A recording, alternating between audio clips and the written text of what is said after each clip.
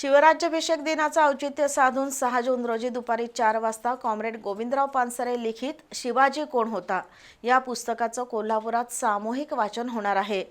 विविध जाती धर्मातील तब्बल 5000 सजग वाचक बिंदू चौकातून या उपक्रमात सहभागी होतील, अशी माहिती अनुसूचित जाती आरक्षण बचाव जन आंदोलन समिती आणि परिवर्तनवादी संघटनांच्या वतीनं पत्रकार परिषदेत देण्यात आली।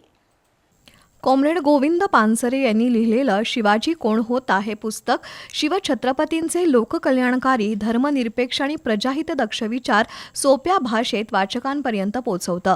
शिवराज्याभिषेक दिनाच्या निमित्तानं या पुस्तकाचं सामूहिक वाचन होणार आहे। 6 जून रोजी दुपारी 4 वाजता बिंदू चौकात होणाऱ्या या उपक्रमात अनुसूचित जाती समितीसह मानवतावादी, सांस्कृतिक चळवळ, पुरोगामी, परिवर्तनवादी, विज्ञाननिष्ठ, आंबेडकरवादी, मार्क्सवादी आणि स्त्रीवादी विचारांच्या विविध संस्था, संघटना असे 5000 नागरिक सहभागी होणार आहेत। समाजात बंधुता, समानता आणि लोकशाही मूल्यांची जपणूक व्हावी, तसंच युवकांमध्ये वाचन संस्कृती वाढावी यासाठी या उपक्रमात जास्तीत जास्त नागरिकांनी मोठ्या संख्येनं सहभागी व्हावं असं आवाहन पार्थ पोळके यांनी केलंय।